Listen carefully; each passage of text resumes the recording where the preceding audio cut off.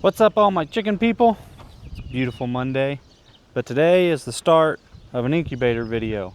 So I know you guys like the Temu incubator video, Temu's cheapest incubator, and we have like 7 or 8 incubators to get through. But today is the start of the Quail incubator. I found a Quail specific incubator.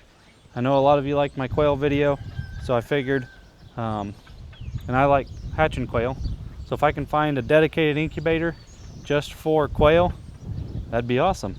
And it has a rotator. So let's go into the brooder room and see what this incubator is all about. So here's my Caturnix quail. That's what we're going to be trying to hatch from today. If you watched my quail video and you know all about the calico feed Caturnix that I raise. But we're going to jump on here. Let me get you on the tripod because we're going to just dive right into this. We're not going to mix this video up with a bunch of other stuff. I don't want to make this a crazy long video. But let's dive into this quail specific incubator. Before I dive into this incubator here, I got on Amazon and searched for quail specific incubator, and this is not the one I found. This one down here is. So I purchased it.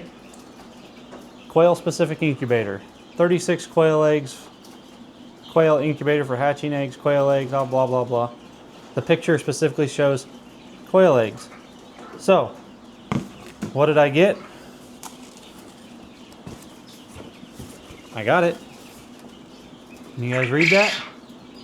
See what it says? It says quail egg incubator. So let's open this thing up real quick. I've already opened it up because I was not happy when I looked into this box and found out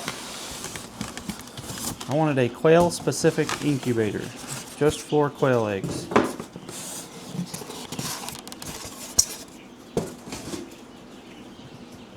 Here's the incubator. This turning tray is not, those are for chicken eggs, not for quail eggs. Same incubator, just wrong turning tray. So, and it doesn't say anything on here about quail. Chicken, duck, goose, pigeons, which most people aren't hatching pigeons. Well, at least not in America. Somebody's going to say they hatch pigeons, and I'm going to be wrong. But I bought a quail specific incubator. That's what they sent me, not quail specific. So that was cheaper. So instead, I went onto Amazon and I found the only other really quail specific incubator that I could find, and it's this one. That one was $75 and this one was $89. So there you have it. I opened this box just to look at it and make sure it's actually a quail incubator. Make sure I didn't get scammed twice. I'm sure this one will work good for chickens, but I wanted to do a quail specific incubator video. So let's unbox this and see what all it comes with. Power bank, power cord, and block. Probably shouldn't throw this stuff away because I'm going to give this incubator away.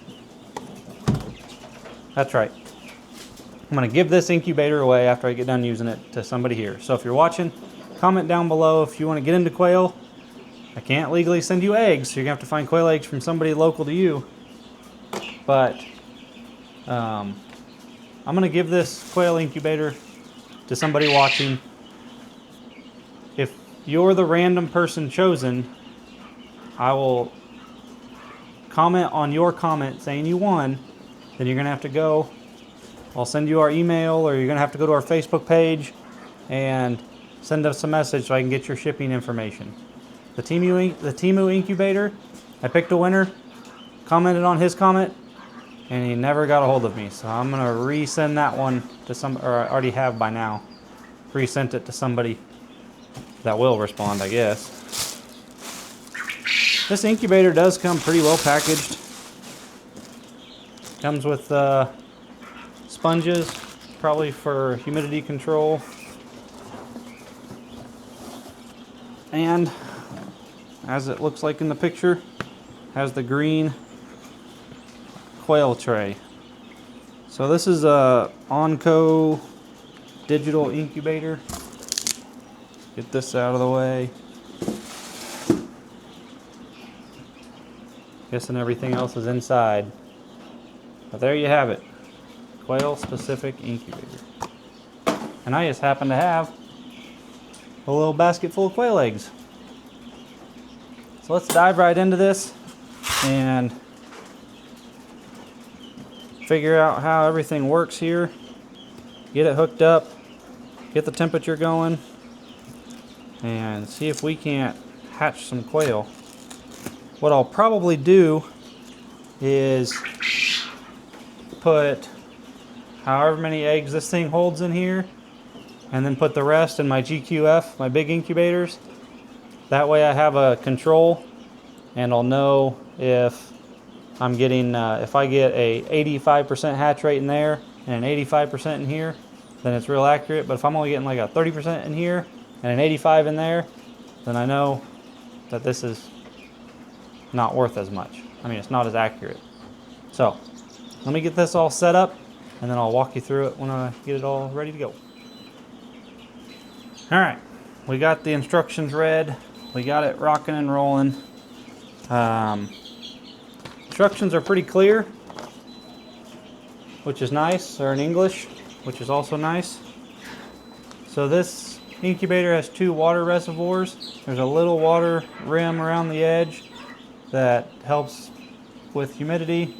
They say that the humidity should reach around 60% and stay close to 60%. It has a little candling light on top. I don't know if you guys can see that little candling light. You can manually, it has a egg turner, which is nice. It will turn the eggs every 120 minutes, but if you want to manually turn them, you just push the plus button and the little egg turner will turn, and I think it'll stop whenever it decides to stop. It comes automatically set to 100 degrees for the temperature and automatically set humidity. I don't think you can't adjust humidity, but yeah, so it says it's currently up to 100 degrees. I'm going to do my best to try to test this. I have an Inkbird temperature controller. It's made for like building your own incubators or something, which is what I used it for in the past. You have a temperature probe and an outlet, like you would plug your heat lamp into this. You have it set, like I would have the temperature set to 99 degrees. It says it's currently 86.3, so it would say it's heating, which means whatever's plugged into this would be turned on. So if I had a heating element plugged into this, it would be turned on, trying to get this back up to 99 degrees. So it says it's 100 degrees in here. I'm going to do my best to see if I can't sneak this in without throwing off the temperature too much, if I can. It's going to be hard because there's not really a hole in here to... Oh, there we go. I don't want it to lose a bunch of heat in here. But I have this temperature probe right down where the eggs would be if they were in here. So you can see the temperature on here is rising. And we're going to see if this temperature up here gets to the 100.1 is what it's reading on the incubator. Let's see if this gets up to 100.1, and that'll tell us if this incubator is actually accurate for the temperature. So we'll be right back. All right, we're back. I changed the temperature on the incubator from 100 degrees to 99.5. personal preference. I like everything at 99.5, and right now it's reading 99.6, and my Inkbird is currently reading 99.6. So the probe inside is reading 99.5. It's reading 99.5 now, and the incubator is reading 99.5. Let me see if I can't get you down here low enough to see it. All right, 99.5, 99.5. So I would call that extremely accurate. So, trying to move you guys around here, so stay with me. I'm going to chalk that up as an accurate temperature, because I've had really good luck with this Inkbird unit, and I trust it, because this unit here cost almost as much as this whole incubator. So, lucky for you, I have a hydrometer too. So we'll plug this in. We'll put this inside the incubator and see if it reads the same humidity as the incubator, to see if the humidity is accurate. So I'll be right back. Well, for you guys, it's only been a couple seconds. I've given this about, I don't know, 30 minutes to level out, because it just wasn't matching up. So the incubator says it's 31 degrees and the Inkbird says it's 36.6. I know this is accurate, so. And that's with both water bottles in. They say to use one water bottle, and then when it goes to hatching, to put both in. I'm guessing that's why it comes with extra sponges. These sponges probably go in this little ring. There's a ring there that all the water goes in. These probably stick in there and absorb the water, and spraying the eggs with a little spray bottle will help increase the humidity. 37% humidity's a little light until lockdown. I want it closer to 60, 70 at lockdown. But I think I'm just going to roll with it and let it ride at 37% humidity. Incubator says 32 now. So I don't know how much water is in there. I'm gonna kind of put some more water. If you do this, you can tell water's coming out and going into the tray. So I'm gonna put more water in there and see if that helps. I mean, it is, because it's bumping the humidity up to, it's climbing now. So that must help. I mean, I'm just gonna, on the bottom of this there's a little ball, and when that gets pushed in, water comes out. So I'm just gonna keep making sure this is little rim is full of water.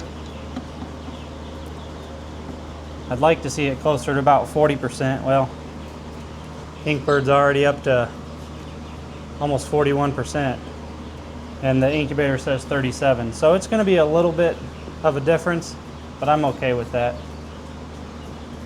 I think now that that little water tray is pretty full, it's just a little rim that goes all the way around it and then hooks up to this. But I think it'll work. So I'm going to pull this out, and then let's get some eggs set.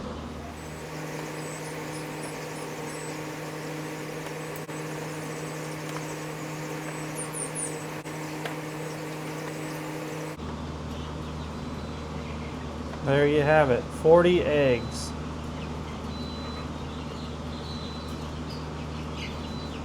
Got 40 eggs on the little Turner doohickey. I'm going to put the rest of these in the big GQF incubator as a control. We're going to make sure the little gear, the motor gear, lines up in here, and we're gonna do a little test drive here. See how well these things rotate. Alright, the plus button should make them turn.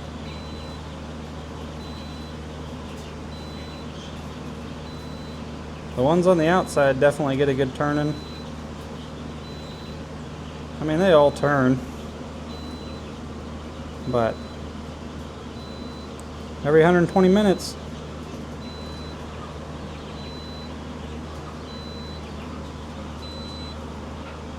I think that's going to work. I'm excited. A quail specific incubator. If you guys ever get into quail and that's all you're going to do, no sense buying a huge GQF incubator back here that holds 3,000 quail eggs. If you just got a couple dozen quail, I think this is going to be a great option as long as it works. So, like I said, we're going to give this sucker away at the end of this video. I'm going to draw from anybody that comments. So in order to win this, you need to comment where you're from, and you have to be subscribed too before I'll make sure you're subscribed if you're picked. So, little candling light on top. I showed you guys. We'll use that when it comes to candling. I had some people get kind of all bent out of shape because I didn't candle my eggs at like day 9 or something on my Temu incubator. Like, they were frustrated that I didn't candle them before day 18, which is irrelevant when I candle them. If I candle them at day 10 and they're not developing, it's not going to hurt them to go another 8 days. Unless they're cracked and they look like they're going to explode, then that's a different story. But none of the eggs were changing colors or cracked, so if they're not going to develop, they're not going to develop. So taking them out at day 18, this was for chickens. Taking them out at day 18 or day 10 is not going to be any relevance. So quail, we'll candle them at day 14. They should hatch at day 18 or day 16. As long as temperatures, if the temperature is a little high, then they'll hatch about a day early, or if it's a little bit low, they'll hatch a day later. So this is for Coturnix quail. Button quail, you could probably fit a ton of button quail eggs in here, and they would button quail, I think lockdown is day 13 and hatch day is day 15. Button quail or bob white quail, I'd have to look at my chart. I think it's 21 days or 25 days to hatch or to lock down. I can't remember. But we'll see you guys in 2 weeks to see how many are fertile and see how many are hatching. So we'll see you guys here in just a second. We're on day 14 with the Amazon Quail Incubator, and so it's time to take out the rotating tray and candle them. So what I have here are the eggs that were in the GQF incubators, and we're going to run through and candle them real quick. I usually don't candle quail eggs because they can be kind of tricky, because some shells can be a little darker than others and makes them a little tougher to candle through or to see air sac. So we're going to kill the lights here. I'm going to candle these real quick, and what we're looking for is a air sac line. Can you see it? A little bit. So we aren't in complete darkness, but you're looking for that dark line. So that's a good egg. And this incubator that we're reviewing here has its own candler. And so I don't know if you can see that little line there.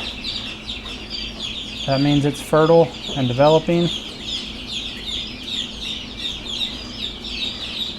So that one's a good egg. Let me find a bad egg here. I know this one's bad. So you can see how transparent that egg is. That's a non-developed egg.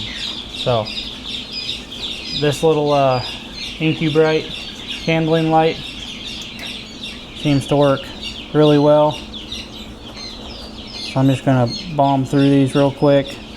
I'm going to cover it up with my hand so I can try to make it darker in here, but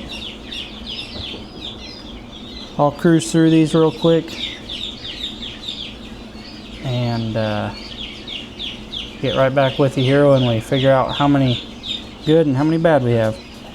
On the GQF eggs, we're running at 63% developed. That's to the best of my ability. It's tough to see these membranes or these air sac lines on these quail without having pitch black, but 63 is not that great.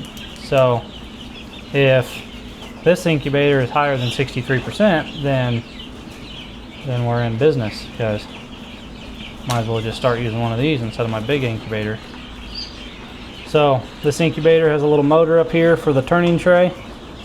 These guys rotate every 2 hours, I think is what it's set at. I guess I think you guys have already seen this thing rotate, but that's how it rotates. That little motor goes on that gear and they rotate. So we're currently pretty humid these last couple days because we've been getting rain and the humidity is high. So the humidity in this room is 67 degrees, and inside the incubator has been at 60 degrees with just one bottle. I will probably just leave it at one bottle because 60% humidity is fine for lockdown. But we need to candle these guys and see how our development rate is.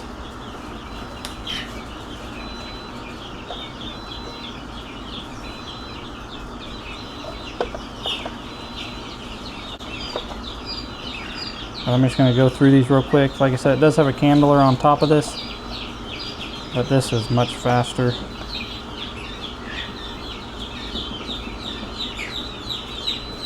First one that's not any good, but all right, we'll candle these real quick and get you a percentage when we get done.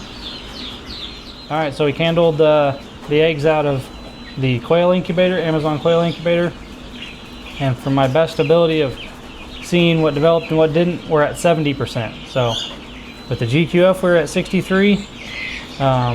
With this one it's at 70, which is higher, but we also had 40 eggs in here and only 33 in there. So there's a few more eggs, but we'll see. It's all going to be based off of hatch rate. So if they can't get out of the shell and survive in here, then we're gonna have to figure something out. I'm probably gonna have to put something down in here because this is a really slick surface. Let me look in the box here and see if it came with a mat. You're gonna want something on this floor. You're gonna have all your chicks having spay legs. So let me put either a shop towel or something in here so these eggs can sit on, because if you don't, you're gonna have spay leg. And then we'll get all these in here and then we'll see you guys in a couple days. So let me get this set up here and we'll be right back. So I went ahead and I went back through the box it came in. It didn't come with anything, a liner or anything that perfectly fit this. So I just cut in some shop rags so they have some traction when they start hatching. We're gonna stop rotating for the next 3 days, and we're just gonna keep one water container. This one, it comes with 2. But the humidity is at 60%, which is fine for hatching quail. If it looks like it's going to get down in the 50s, then I'll put that other one in to bump it up. 60s to 70s is what you want for hatching. But we're going to leave this here. I'm going to put this tray back in the GQF, and we'll put these guys in the lockdown over there. Then we'll see here in 3 days which one has a better hatch rate. Right now, this little, can't remember how much it cost. I've probably already told you by now. I think it was like 80 bucks, 75 bucks. So far that one's doing better. So we'll see you guys here in a couple days. Well, it's hatch day on the quail incubator. So let me turn you around here and look at all these little fuzz balls. A lot of the little dandruff is stuck to the side here, so you can't see really well, but a bunch of little popcorn balls in there. I'm not seeing a whole lot of eggs that did not hatch, so the humidity is reading 66 degrees, which is plenty for these guys to hatch. It was at 60, and then as they started hatching and the humidity rose, it bumped it up to 66, which is fine. So this may be a 100% hatch on fertile eggs. So, but we'll have to get into the GQF where I have the other eggs that were put in there the same time these were put in, so we can really tell if this is just as good as a GQF and go from there. But there's several of them that are still a little bit wet, so we're not going to pull them out today. We'll probably pull them out tomorrow night. So they just started hatching this morning. They can stay in the incubator for 48 hours pretty easily. So we'll see you guys tomorrow night when we pull these guys out of the incubators, and then I'll go over the percentage and my final review on this little Anoco quail incubator. So we'll see you guys tomorrow. We're on hatch day. Well, we're past hatch day by several days. I think it's day 17 or 18. They should start hatching on day 16, quail, and then you can take them out by day like 18. So we're at the end of day 18. If they were gonna hatch, they would have hatched. And if you look inside here, this little incubator is just full of little fluff balls. So none of them look wet anymore. But we're gonna get them out, count them, and then figure out what the hatch rate is, and then kind of give my final review on this Onco quail incubator. The one thing I hate about these incubators, which is my only gripe, is when you have to take your chicks out of it, it just turns into a chaos mess. So if I just took this off right here, all these quail would scatter and it'd be a mess. That's the only thing I really dislike about these dome style incubators. Some people would put it in a box. I really want to count these things. So I do have a box here.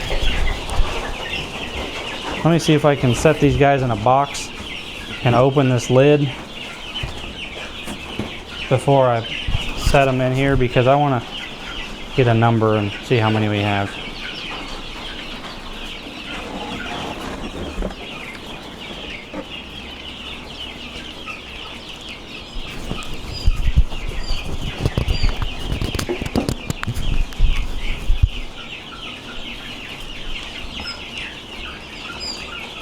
I'm gonna help these guys off the incubator here into the box, so I can see if I have any. Last one. There's one left in here that pipped but didn't make it. I'll probably kind of open him up a little bit, help his little head out there. I'll throw him in the GQF just because I'm going to shut this thing off, but I think every single egg besides him made it. Let me throw him in the GQF real quick. So we've already, all the quail in here were the ones out of the GQF incubator. We had 18 hatch. There's still maybe 1 or 2 pipping over there. But I'm gonna go ahead and count these guys. 2, 3, 4, 5. 6, 7, 8, 9, 10, 11, 12, 13, 14, 15, 16, 17, 18, 19, 20, 21, 22, 23, 24, 25. Alright, 25.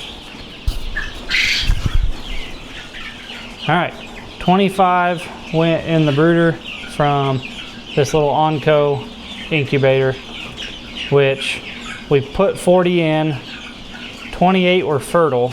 So when I base my hatch rates, now not everybody does this the way I do it, but a lot of people brag about having like 90% hatch rate. Well, and it's based off of, I base it off of how many eggs were fertile when it comes to an incubator, not when it comes to, like, if I say my quail are 90% fertile hatching eggs, then from the time it's an egg to the time I pull it out of an incubator, I should have 90% eggs to chick ratio, or chick to egg ratio. If I'm talking about the success of an incubator, I base 90% off of if the egg was fertile. So if I put 40 eggs in here and only 28 of them were fertile, that's not the incubator's fault that they didn't hatch. So I would say, well, that's just the numbers. I had put 40 in here, which is what it holds. 28 of them were fertile and developed. Pretty much if they were fertile, they made it to lockdown. So 70% of the eggs I put in were fertile, and of those 70%, which was 28 eggs, 25 of them hatched, or 26. 92% is what it was. So 92% hatch rate on fertile eggs. That's how I do my math, because it's not the incubator's fault if the egg isn't fertile. So, but quail are super easy to hatch. So if they're fertile, 99% of the time they're gonna develop and make it to lockdown if the incubators do their job. But the GQF, it was at a 85% hatch. So that could have been just the 33 eggs that I put in there were a few days older. Maybe the fertility was higher or lower. But I put 33 in, and there might still be one or two hatch, so that 85 might get closer to 90, but we'll just say 85 in there. So 85 to 90 on the GQF, 92 on this little Onco digital quail incubator, which means this little guy outperformed the $1,000 incubator. As much as I love that incubator, this is an awesome, I believe, an awesome quail incubator, and I really like the little water bottles it comes with.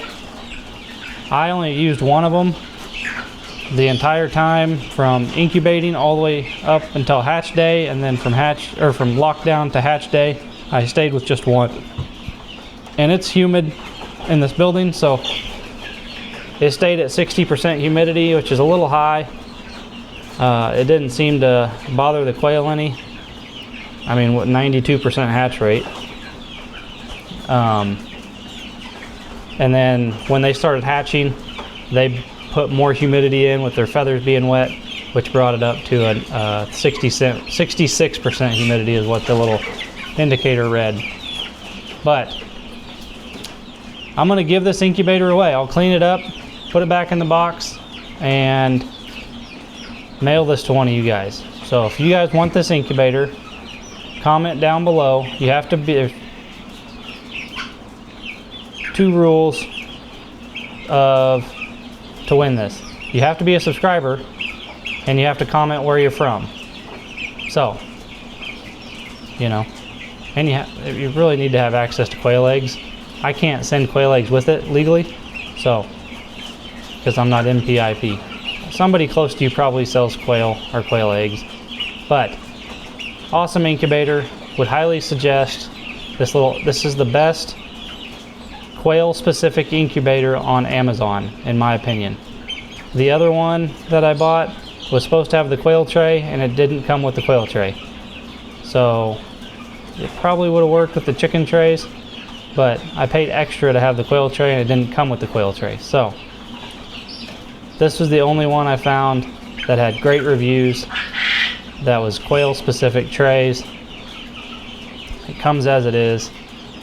Easy to work, easy to function, held temperature great, held humidity great. rotated like it's supposed to. The only thing I would change about this, and maybe you can find them online, is whenever you take this out for lockdown,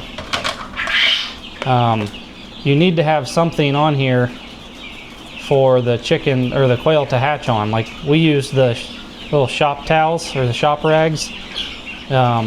This is a really slick surface, so that you'll have like 90% spay leg if you don't put something down. So make sure you put shop towels or paper towels or something for those chicks to have some grip. And like I said, you might be able to, they might sell little round wafers.